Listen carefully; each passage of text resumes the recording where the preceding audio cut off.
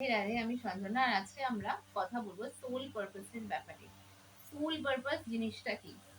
Soul purpose হচ্ছে সেই specific কাজগুলো যেগুলো করার জন্য আমাদের আত্মাকে অ্যাকচুয়ালি পৃথিবীতে পাঠানো হয়েছে। এবারে সোল পারপাস করার জন্য প্রথমে একটা আত্মাকে অনেকগুলো জন্ম নিতে হতে পারে, সেটা একটা দুটো জন্ম হতে পারে, আবার অনেক অনেক জন্ম হতে পারে।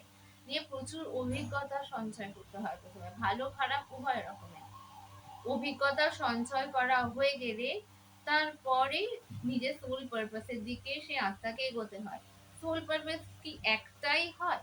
না, জীবনের বিভিন্ন পর্যায়ে বিভিন্ন রকমের সোল পারপাস একটা আত্মাকে কিন্তু করতে হতে পারে। এমনকি এই সোল পারপাস করার জন্য যে যে প্রিপারেশন গুলো নিতে হয় সেগুলোও কিন্তু সোল পারপাসের আন্ডারেই পড়ে।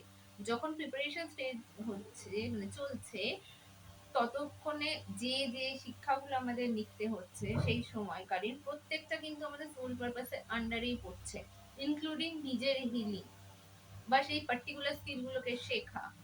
ঠিক আছে, নিজের জন্য বাউন্ডারি সেট করা, এগুলো প্রথম দিকের সোল পারপাস হয়ে থাকে। তারপরে আলাদা আলাদা সোল পারপাস বিভিন্ন রকমের হয়ে গিয়ে থাকে। যেমন একটা ব্যক্তি যে যদি ট্যারো কার্ড রিডিং করে, সে হিলার হিসেবে হিলিংও করছে, আবার তাকে হয়তো ইউনিভার্স থেকে ধরুন এরকমও সোল পারপাস দিল যে তাকে অর্গানিক ফার্মিং করতে হবে, বা তাকে নেচারের জন্য কোনো কিছু কাজ করতে হবে, বা পশু পাখিদের কোনো জন্য কোনো কাজ করতে হবে।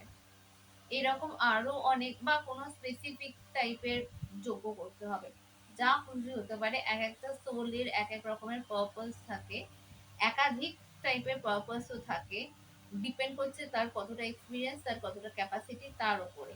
তো কোনো একটা কাজই যে আমাদের সোল পারপাস হবে সেটা তা নয়। লাইফের এক একটা ফেজে আমাদের এক এক রকমের সোল পারপাস সার্ভ করতে থাকতে হয়। তার মধ্যে শিক্ষা গ্রহণ করাটাও কিন্তু সোল পারপাসেরই একটা পার্ট।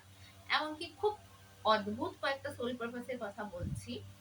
যেমন একটা টিচার হওয়াও কিন্তু একটা মানুষের সোল পারপাস হতে পারে, কারণ টিচারের কাজ হচ্ছে যে তাদের স্টুডেন্টকে এনলাইটেন করা, স্টুডেন্টদের মধ্যে লাইট স্প্রেড করা।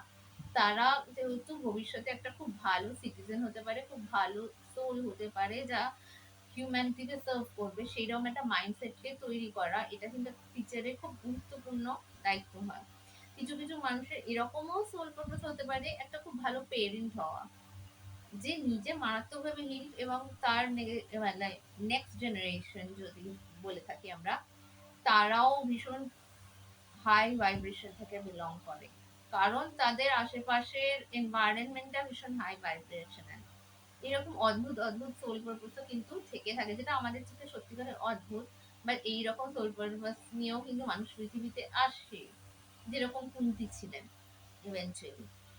তো এই এই ধরনের সোল পারপাসও কিন্তু মানুষের থেকে থাকতে পারে, কিন্তু তার এই স্টেজগুলো লাইফে আসার আগের স্টেজগুলো যেখানে তারা নিজেরা শিক্ষা গ্রহণ করছে বা সিম্পলি নিজেকে হিল করছে, সেই স্টেজগুলো কিন্তু সোল পারপাসের মধ্যেই পড়ে। সেগুলো কিন্তু কোনো ছোট খাটো বা খারাপ জিনিস নয়, এবং এই নিজের লাইফের এই স্টেজটাকে নিয়ে খারাপ মনে করা বা নিজেকে ছোট করা বা নিজেকে ব্লেম করা, গিল্ট বা শেম ফিল করার কোনো প্রয়োজন নেই, বা নিজেকে পৃথিবীর উপর বোঝা মনে করারও কিন্তু কোনো প্রয়োজন নেই।